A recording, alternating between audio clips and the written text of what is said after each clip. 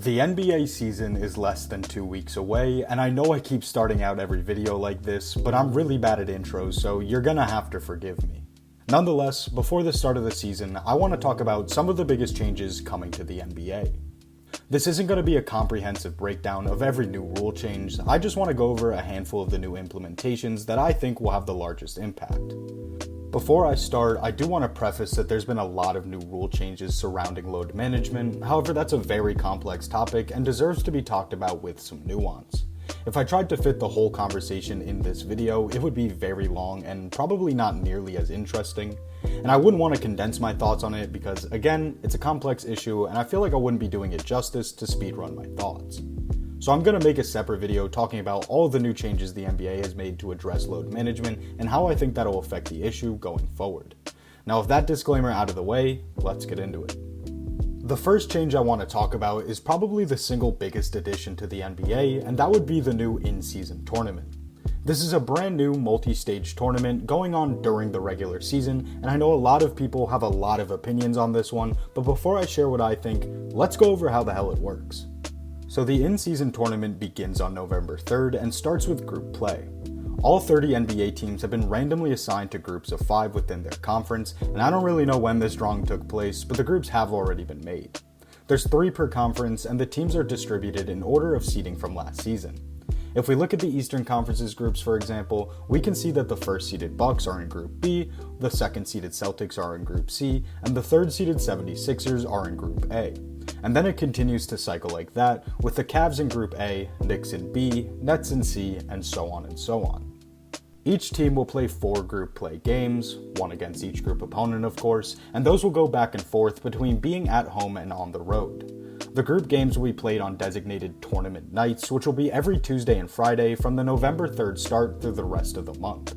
And the only games played on tournament nights will be group play games. And after every team has played their 4 games, 8 teams advance to the knockout stages. Those 8 consist of the 6 teams that had the best records in their group, as well as 1 wildcard team from each conference. Those wildcards are determined by the team that had the next best record. So basically, the team with the best record that still ended up finishing second in their group. The 8 teams that advance then play in single elimination games, going through quarterfinals, semifinals, and then the finals. Because 8 teams gotta turn into 4, which turn into 2. Girl math. The semifinals and finals of the knockout stage will be held in Vegas on December 7th and 9th, while the final is the only game that doesn't count towards the regular season. That's right, all the other games played through the group play in the first 2 rounds of the knockout stages count towards the 82 games teams play in the regular season. As of right now, all 30 NBA teams only have schedules that account for 80 games, as the last 2 will be determined by how the in-season tournament plays out. So, simple enough, right? Again, I hope that made sense for everyone. It took me a few times to get everything, but now that I do, I don't know, I'm kind of excited for it. When it was first announced, I definitely rolled my eyes a bit.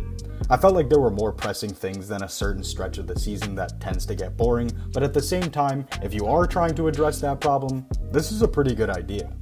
I think even more people would be mad if this tournament genuinely affected the playoffs, so having it start so early in the season is a good way of making sure it doesn't have much of an impact on its overall outcome, rather than it taking place sometime in March or April when teams only have a few games left to fight for the seedings they're vying for.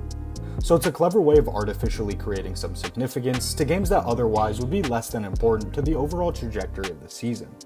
That being said, it is mostly artificial. I mean, do teams or fans actually get anything from this? Well, the team that wins the in-season tournament gets to take home the new NBA Cup trophy, and each player on the championship team will receive $500,000 in cash prize. Players on teams that lose in the other stages of the knockout round will also receive cash prizes in smaller amounts relative to the champion's purse. So in other words, no, not really.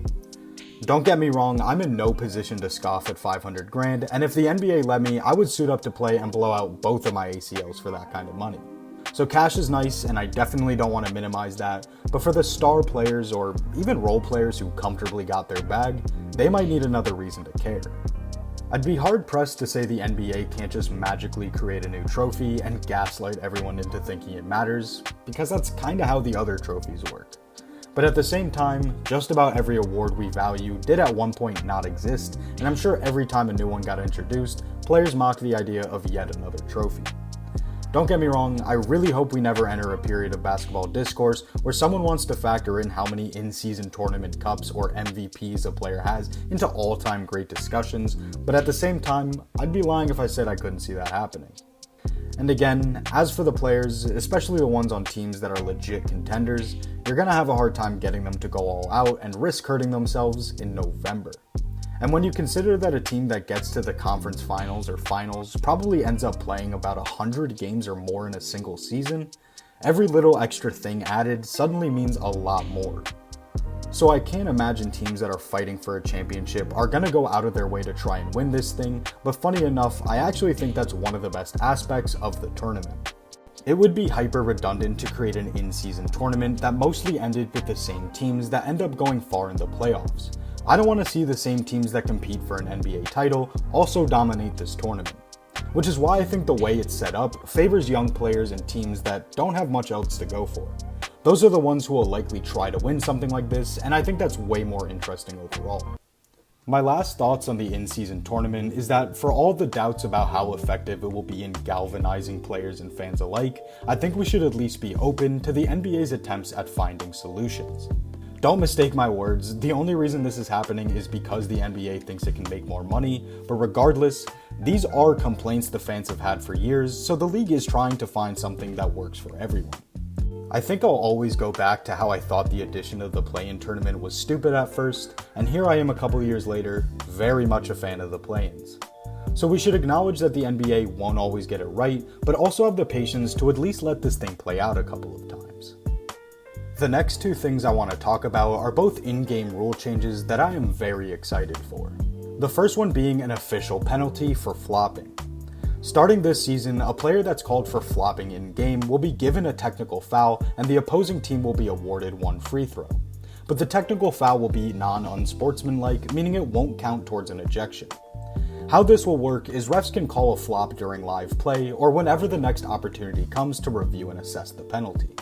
Also, it is possible for a flop and a foul to be committed on the same play, which is objectively hilarious and I can't wait to see.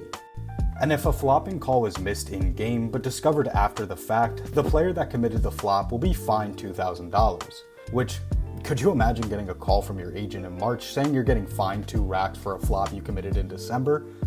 Nah, that's crazy. I do really like this rule though. Flopping is definitely a thing, I guess, but it's absolutely blown out of proportion. Players sell contact, that I'll give you, that I'll say happens a lot. That's why the flop and foul double whammy is actually a big aspect of this rule, because as I said, most of the time it's a player exaggerating the hit to ensure the call gets made. It's definitely a rarity for a player to act like they're catching hands from Casper the Ghost, and when that actually does occur, just about the whole NBA community joins together to roast that person. This will be super interesting during late, close game scenarios when a player drives and is desperate to score or draw a foul, and instead they end up giving the opponents a free throw. But overall, I don't expect this call to make a big difference on a game-to-game basis. The other big in-game rule change coming this season is a buff to the Coach's Challenge. For those who don't know how the Coach's Challenge works, once per game, a team can use one of their timeouts to challenge the ref's original call on a play and have it overturned. It's not necessarily a perfect system, but I think the Coach's Challenge is an amazing tool for teams to have. The limitation to such an epic rule like this, however, was that there wasn't much reward for being right. A team got one opportunity regardless of how it played out. And while I think it would be a horrible idea to allow coaches to challenge every single call a ref makes, sometimes a ref makes a bad call that a team can't challenge because they used theirs up already, overturning another bad call that was made earlier. I'm not trying to bash refs, they're human and a fundamental part of the way sports go, but social media has made the fact that they screw up sometimes increasingly more a point of contention, so to only have a one and done tool to combat it didn't quite feel like enough for teams.